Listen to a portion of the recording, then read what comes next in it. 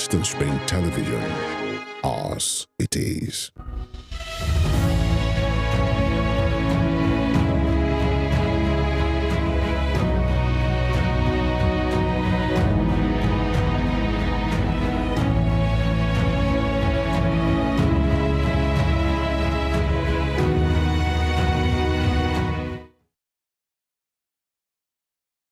Good afternoon to you all, wherever you may be, and welcome to our program, your program, Pertinent Questions on WSTV, Western Spring Television. Today we will be focusing on development. Well, what is development, I might say, or ask? Development is all about what I can describe as the qualitative and quantitative progress of a people. It is about people and not necessarily infrastructure based. In fact, development is not necessarily a divine issue, but man-made. There should therefore always be a synergy between strategy and development if human growth and progress must be attained. More than that, development is a function of the local milieu or the local environment and must always have an institutional framework to guide it. Here in OSUN State, the institutional framework is a government establishment called Community and Social Development Agency, CSDA for short. In the studio with me this hour is a lady who is the general manager of the governmental institution. Mrs. FUNMI ABOKEDE, you are most welcome to this program. Thank you so much. My guest is a lady I can describe as a technocrat in development initiatives. She's a very strong-willed woman who has shown she has a very positive bonding with the rural poor of our communities. This explains why they call her Mama Community, if you like, Mama Rural Development. This afternoon, she has a few questions to answer in the next 45 minutes or so that this program will last. Again, you are welcome, Madam. I have tried in a layman's view to attempt to define development. In my introduction, I have said it is the qualitative and quantitative progress of a people. You are a developmental expert. If I ask you what is development, explain to me and to the man or woman at home what we mean by development. Thank you so much. The explanation of development is quite great in this verse. Not far from what you say. Development, as you have said, is a process of social change where you say positive change. Because our development, you have negative development and you have positive development. But in this case, we're looking at the positive development. And it's indeed act of when you talk about act of in this context, we're talking of human development about it. And before you can talk of human development, then it has to be what we talk about in the fact that the people do have a say. The people themselves are not just going to be passive recipients of rollouts of anything of support, but the people themselves are the ones that are going to be the actors. They determine what they need, how they want it, and maintain it. That's what we call development, which has also translated to what we call sustainable development. So that's just what development is. Thank you very much. That's the professional definition. Now, who is entitled to development in a given society? If I may come straightforward, I say, is it a right of the people to be developed? It is the right of the people. It is the right of people to be developed because, you know, in every sector, there's what we expect from the government to provide.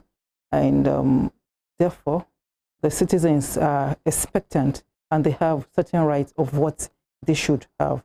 And that is why in Osun State now, we do have a responsible government who is very responsive to the needs of the people. I must say that the governor of the state, Senator Ademola Jackson Adeleke, is very supportive to the yearnings of the people and is committed to development.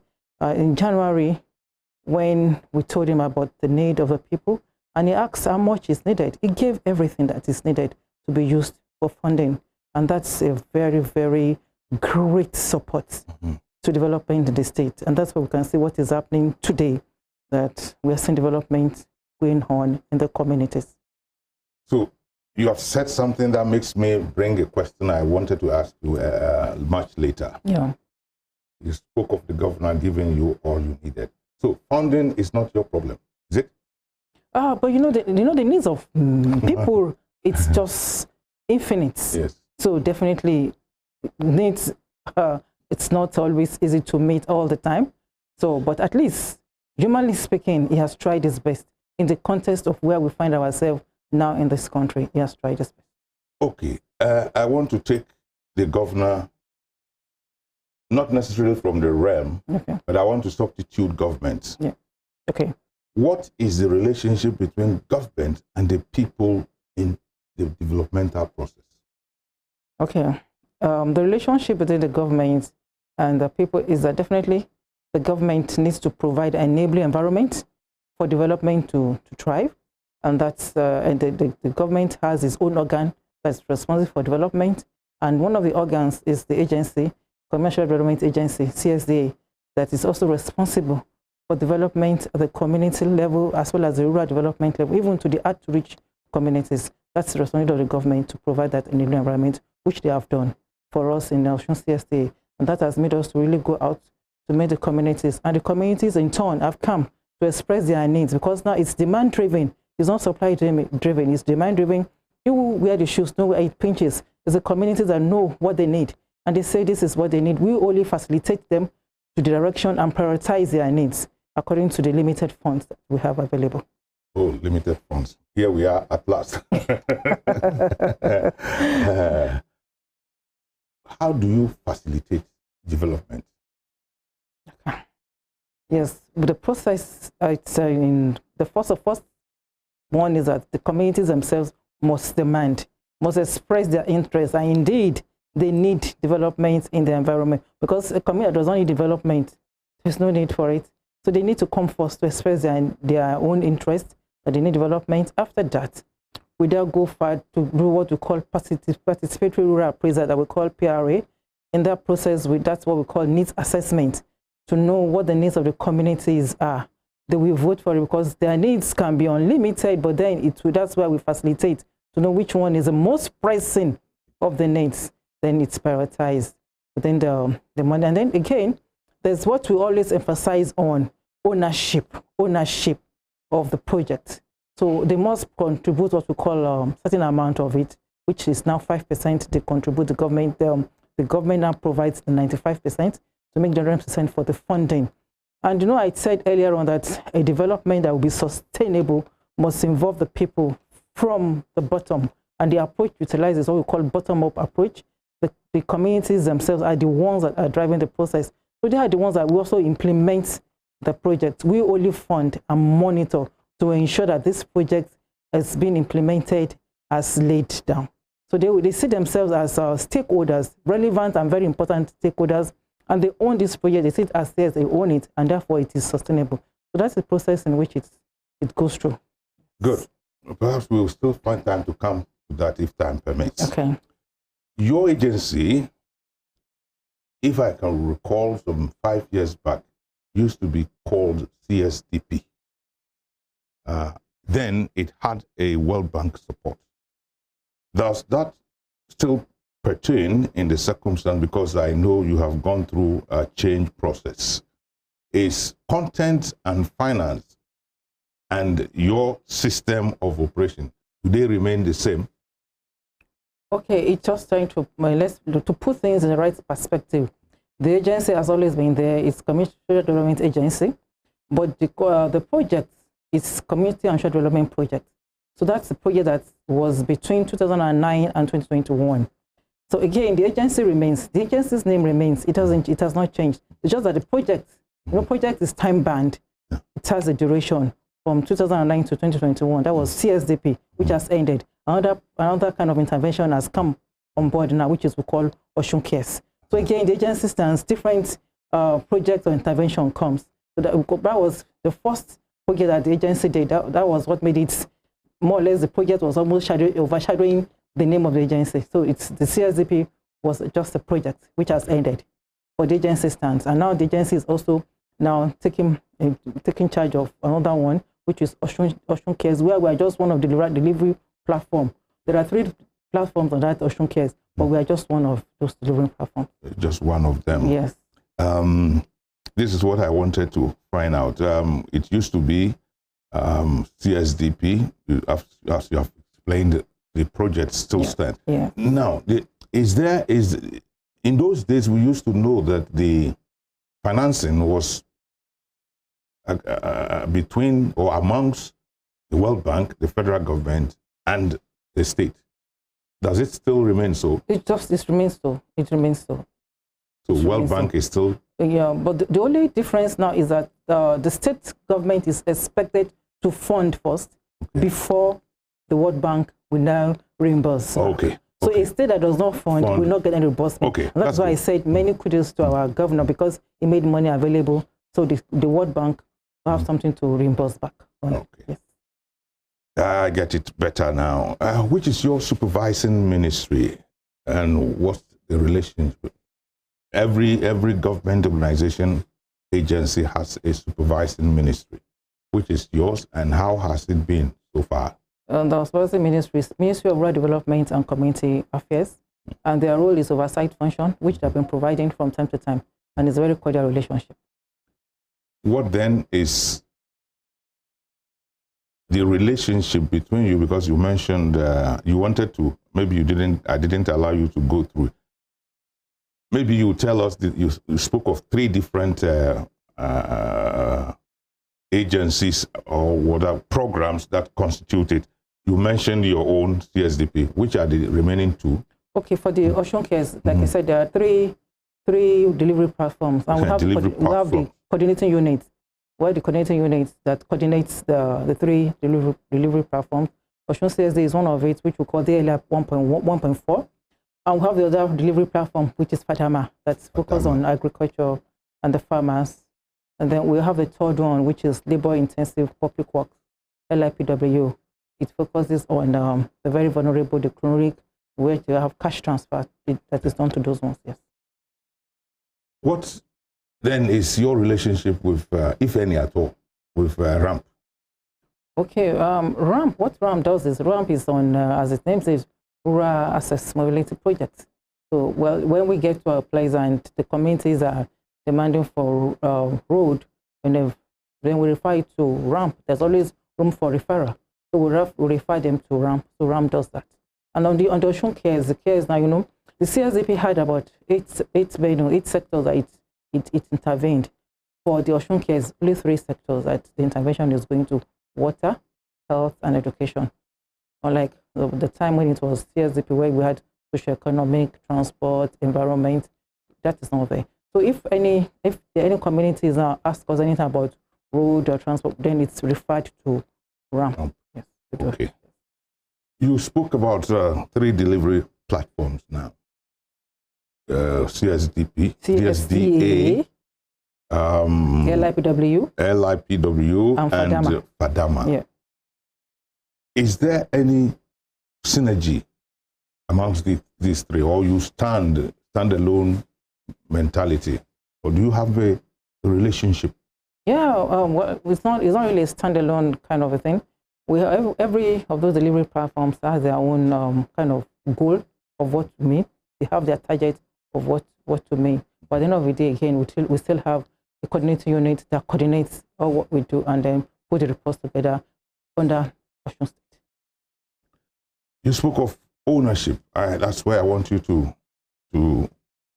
delve into a little bit more, so that those who are not yet into the picture can buy into this. CSDA, the community will meet you. When you approve, then you begin. I want you to elaborate on that so that the communities that are not yet benefiting may get something from. Okay, the communities are... And then you dwell on the ownership. Yes, the communities are expected to come and write letters of expression of interest, because it's not a demand, it's a demand-driven approach, which is bottom-up approach. It's not a supply-driven. We don't stay in our office and say, oh, if you go to Igbotele needs, Igbotele, just supply them electricity. No, you have to go to the community and see what they need. So they themselves, only in Toba, they say, Bandung, Lumache say, Lakala Kawati, Ibitoba Tife. So they come to us because they are showing that there's, and then you wear the shoes on where it pinches, they now identify their needs and tell us about their needs. And they can go to use Yoruba adage that says that that is the essence of this, the ownership. But they must put, no matter how small. That's why the 5%. It used to be 10% on the CSDP project, but under OSUN case is 5%. We all know what the situation in the country is, the vulnerability and the poverty rate. That is why that has reduced. But then we are not removing the ownership aspect of it. That yes, it is mandatory. They just have to put the 5% to see that yes, they see themselves as relevant stakeholders. They have a voice on the project implementation. They own it. So when they now put their money into it, that is there. Of course, they will definitely take care of it and see it as theirs and maintain it. That is why we are talking about. And it's very important that the sustainability aspect of it is taken care of, an issue from the beginning with this 5%. And then with the issue that they themselves, again, are the ones that are going to elect project management committee, those that will actually implement the project for them. So that's why, again, they see it as theirs. That aspect of sustainability and ownership is just germane. It is key and is very important. So these projects will be maintained and will endure a very long time. Then once they have been funded, a particular community has been funded on the project, that community will not come back for that same project again. It will come for another thing. And that's why we say development is progress. You don't just continue on the same spot.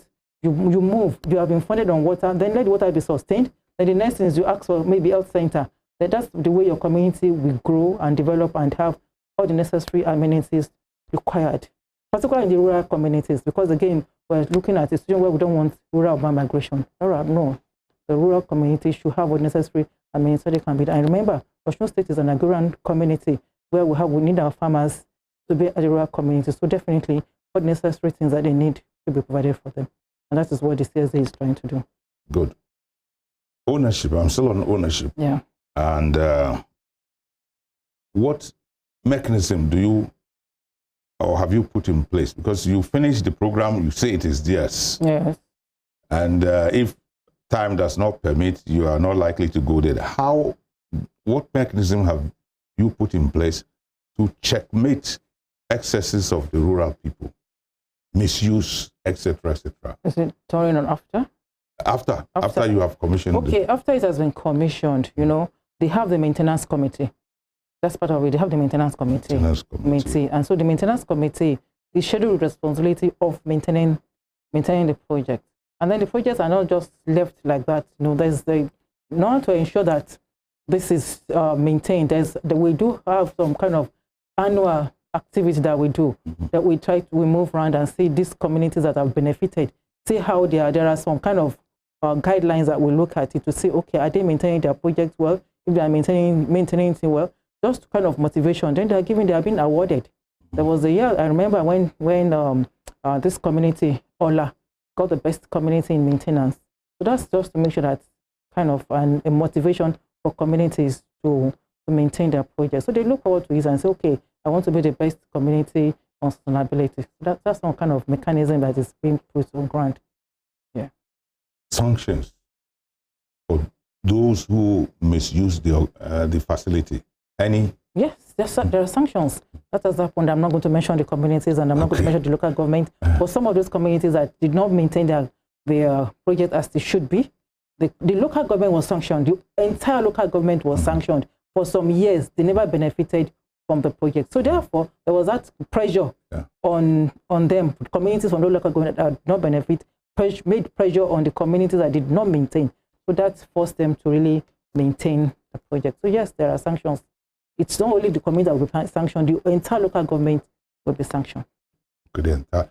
How, to what extent does a local government come to your aid in galvanizing the rural community, etc., etc.? Have they been given to supporting you, or what? Yes, because as we know, local government is a structure of government and the closest to the people. So definitely they will work hand in hand together with them.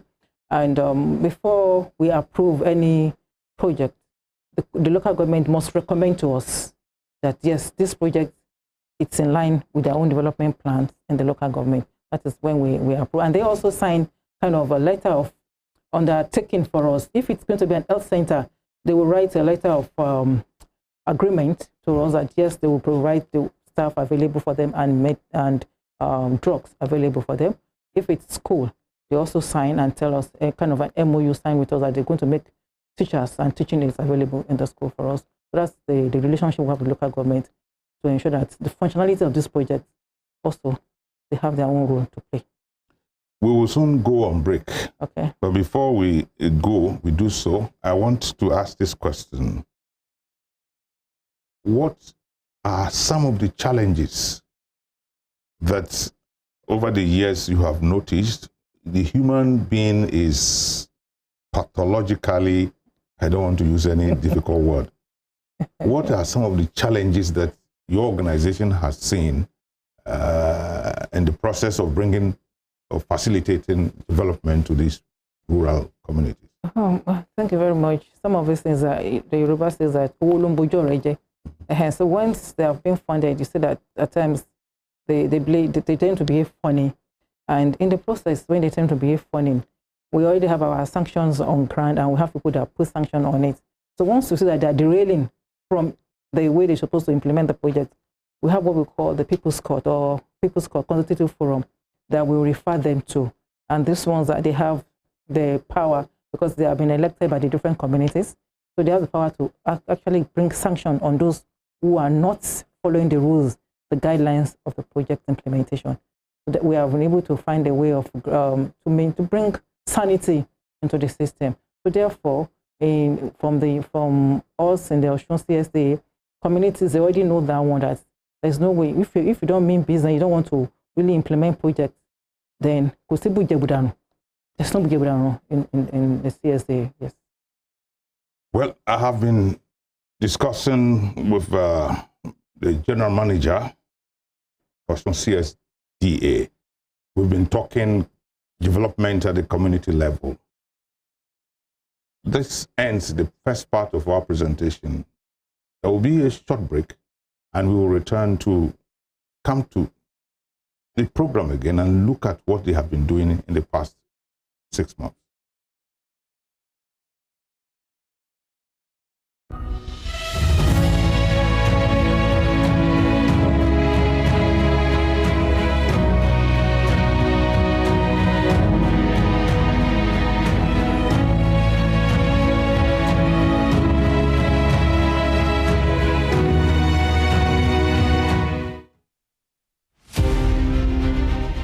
Samuel Ladoke Akintola was a frontal figure in the historical moves that birthed an independent Nigeria from colonial Britain. As a freedom activist, he deployed his wits, energy, intellect, and oratory skills to prepare the grounds for constitutional talks that eventually culminated in the country's independence in 1960. The 13th Ààrẹ Ọ̀nà Kakanfò of Yoruba land cut his teeth as a politician when he became a foundation member of Action Group, the dominant political party in the Western region, and was elected the party's parliamentary leader of opposition at the Federal House of Representatives. The crisis in the Action Group, which pitched Samuel Ladoke Akintola against his leader, was not only a sore point in his colorful political life, but a reversal of gains which characterized the exemplary leadership of Awolowo Akintola premiership.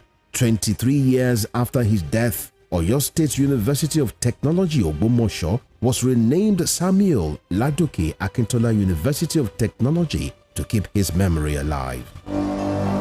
Western Spring Television identifies Samuel Ladoke Akintola as a major character in history.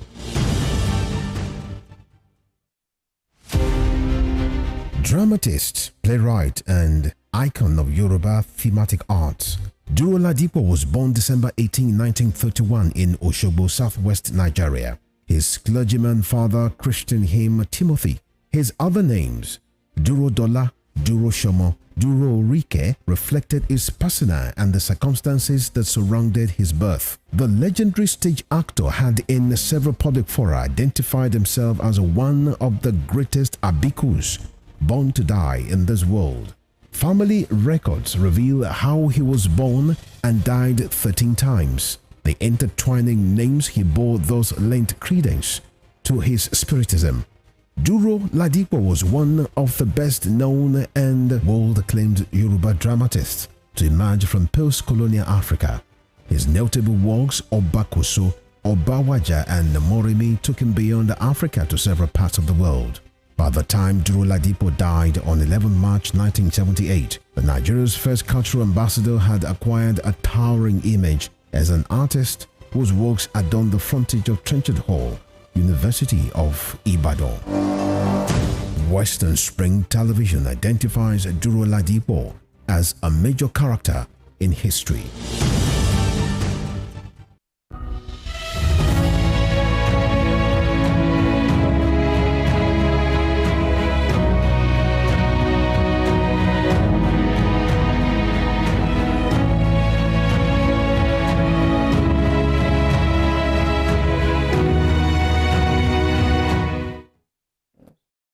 Welcome back to Pertinent Questions on Western Spring Television. I have been, the last 22 minutes, been discussing with Mrs. FUNMI ABOKEDE, the General Manager of OSUN CSDA, a body or an agency that is in for rural development. Once again, you are most welcome. Thank you, sir. Before we left, you were talking about the management, the Community Program Management Committee, CPMC. Yeah. And you said that's the organ you have put in place to checkmate excesses and sanctions. No. Abi? No. Community Program Management Committee are those ones that have been democratically elected by the communities themselves to implement the project. Okay, the ones that when somebody errs, a community errs, and you want them to sanction them, what do you call that? We call them People's Courts. People's Court. Okay. The question I want to ask, after the People's Court, in our system, we have Supreme Court, we have Appeal Court, we have Supreme Court, and then to God. And the People's Court, whatever they say is final. Whatever they say is final, there's no appeal. There's no appeal, and they just must obey what they need to go and do and rectify it. You know, one thing is that white is white, black is black. So they already know that this, you have done this, and you have to do this. There's no other way, no shortcut to it. Now, the People Courts you set up, is it statewide or each local government has its own People's Court? You know, what happened is that during the CSDP project, the project went to 252 communities. So from the 252 communities, they now elected among them those who have benefited.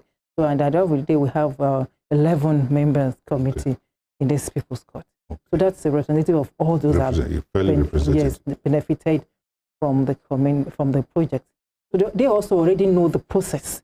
They are aware of the process. They also have benefited and implemented projects. So they know what it takes, and they know if you are done wrong, this is what you should do. So that's why it's easy. And it's from the people. You know, everything we're talking about is bottom up. Nobody is imposing it on them. It's coming up from them. So they know that. So they have agreed that whatever is pronounced by the People's Court, they must abide by it. So that makes our work easier. It's a mechanism that we have put in place. And if there's any conflict, they're also responsible to resolve the conflict as well. In citing any development projects, what comes into play? You just cite it, or how do you arrive at where it must be cited? Okay, it's all, you know, the location, it all depends. No, the communities that they come, for instance, your community comes, they already have an idea of what they know what they need. And if it's a school, they already know the school they're going to. So it's a school that is most vulnerable we have about 5 schools in the community, it's a school that is most vulnerable, that is really in a very bad shape, that will be given priority to. So that is located. Then if it's water, you know, the communities are themselves are the ones that will be able to decide where they need this water is most needed. And the geophysical survey also will speak to it anyway, where it will be, where the water will be drilled. However, there is what we call reticulation. So it can be reticulated to about 4 points. No matter which location you are in the community, you still get water. And it's also compulsory that if it's a new project that needs land, there must be what we call voluntary land donation that must be made available. By people within the community or the KBC? No, by the people within the community. And they will sign. If it's the KBC, whatever, they have to sign. It's a document they will have to sign. They will take to the customary court. They will sign. It becomes a legal document that that land has been voluntarily donated, and nobody tomorrow will say, come and carry your project from there, it's our land. No. Even if the person has passed on, that is binding. Yes, that's the way it goes. Your agency is always in the news commissioning projects here and there. Almost every quarter you are commissioning projects. Does that mean your agency is a very buoyant one, knowing carefully that 95% of each project comes not from the people, but from your agency, through government? Yeah, that's, you know, I told you that the approach of this project, that is a CARES project, that it is expected that the state government must provide money for funding. It is after that the World Bank will come and reimburse. So for you to be seeing commissioning that is done, it then means that the state government has provided money. And that is why we must thank the governor, His Excellency, Senator Ademola Jackson Adeleke, for making money available for the agency.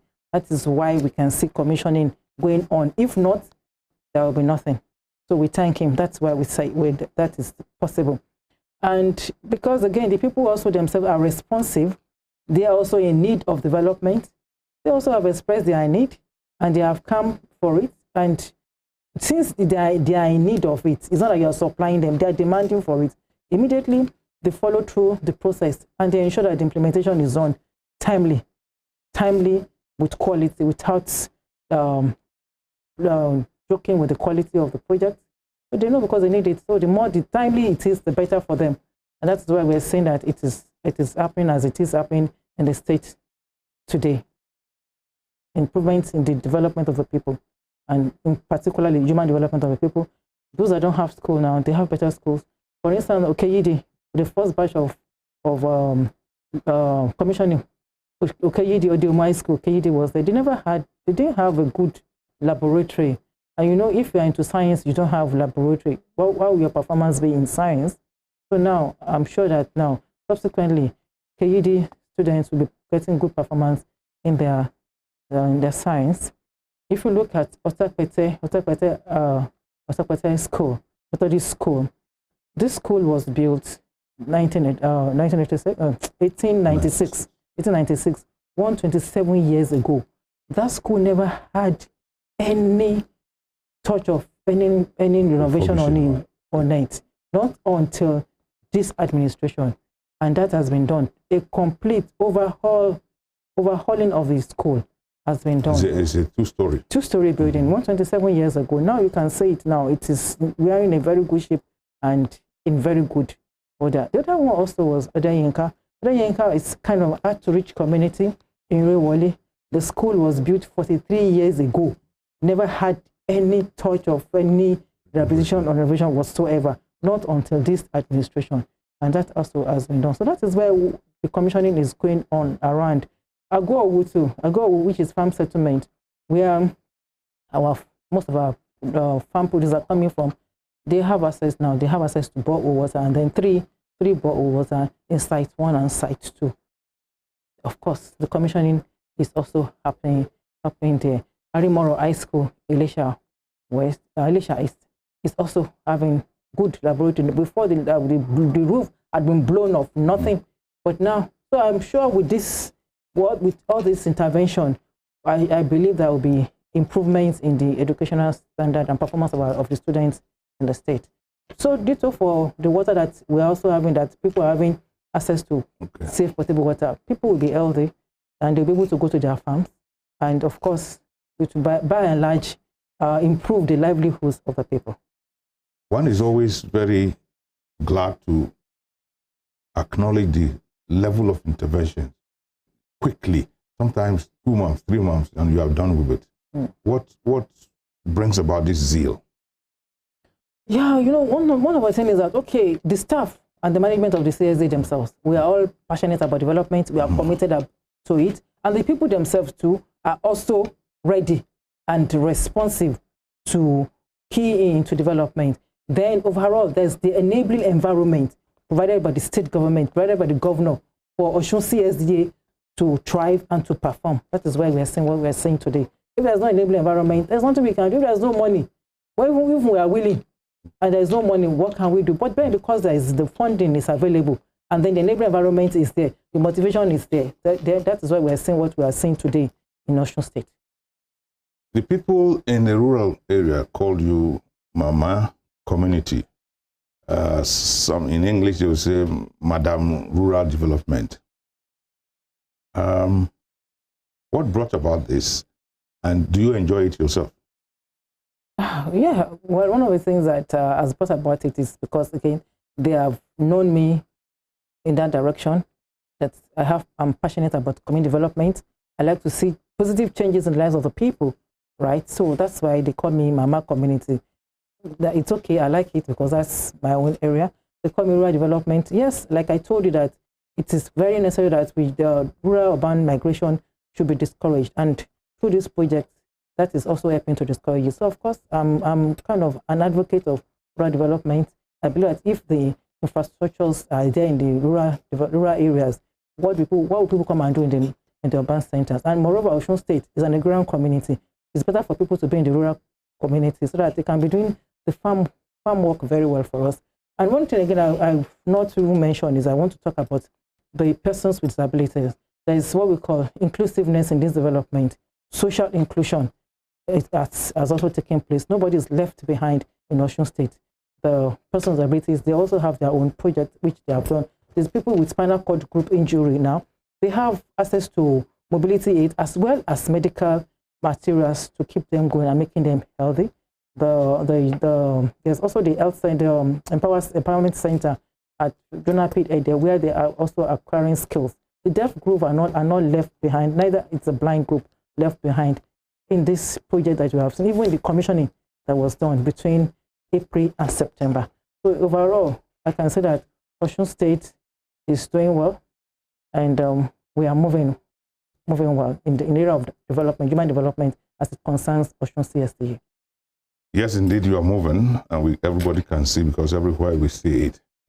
Now, it's been essentially buildings, water, borehole, etc., sir. Construction of buildings, good. But is it that the people have not come with a developmental idea in the small-scale industries? Like as we follow you here and there, we see all this oil, palm oil, traditional palm oil makers. Haven't you seen any group that will say, okay, we want our palm oil people or this small-scale industry kind of mentality to come so that they can come forward and you create a program for them? They don't. You know, every project has its own mandate. Yeah. The only way and which they have benefited before, the palm oil mill, it's cassava. It's the water from the water. Okay. So they have water. All right. There's water. You give them water. Yes, all and right. as well as the toilets. All right. So that makes the process of the palm oil processing to be more hygienic. Mm-hmm. So they have the access to water. That's the area they can benefit from the project. The same thing for those who are processing cassava into gari. The access to water. Right. So the water is also what is helping them. And they all have, in the communities that water is there, there's a circulation, they have access to water that is making them. That's why I said that even the impact of the project has gone beyond the outcome to the impact, which has translated to improved livelihoods of the people. Access to water, it helps in gari processing. Access to water, it helps in palm oil processing. Yeah. Yes, so it has impacted on the livelihoods of the people. So we were talking about the empowerment center. Yes, the person with abilities, they have the empower center. You have the tie and dye station where they make kadire. So that also is part of what has been funded for the people. We're coming gradually to the end of this, but I have one or two questions more for you. Okay. Going through your dossier, organizational structure, one finds out that your team at CSDA is mostly male-dominated. Do you, as the head, as the general manager, do you at any time feel intimidated that you are surrounded by men? Perhaps within is only your Mama Duke, Abela, is the only female who has climbed up. So when you see these men, they don't intimidate you. No, I don't feel intimidated at all. Okay. Because growing up, I grew up among boys, so already I'm used to that. Okay. And again, I do not have an inferiority complex, so it makes me I have confidence in what I'm doing. I thank God that God is helping me through. And the men that I'm working with too are also good men, so we have good understanding and work together. So we don't have any gender bias at all. And then moreover, that's my area of expertise. So of course I know how to manage the relationship between men and women because I'm a gender expert. That's what I read as my master's level. So of course, if I'm not able to work with men, then something is wrong with me. Having become an expert in that area. So definitely I know how to manage, to work and manage. Do the balancing. Yes, and do the balancing for the men. And men, you cannot rubbish the ego of men. Thank you very much. Men are very egocentric. Yeah, we are. So you cannot rubbish their ego. You must always, give them their due respect. Okay. And when you give them their due respect, of course, everything will go on well. Okay. Yes. That's a message to female bosses who haven't come to terms with the reality that the average man, even if it's a little boy, he has an ego. Yes. He has an ego. And you cannot rubbish it. Yes. If you want to enjoy your life. Okay. Yes. Yes. You are always, your organization, commissioning projects in the rural areas. This year alone, you have done 2 batches. Yeah. One in April, another in September. Yeah. How do you feel as a person? One question. The second last question. When next are we expecting anything this year again? Yeah. Let's go by how you feel yourself. I feel great. I'm happy that, we were able to do the first one. The first one was the first 100 days of the governor. And that has also been able to show that, yes, the electoral promises he made, he has actually fulfilled it. And he has talked.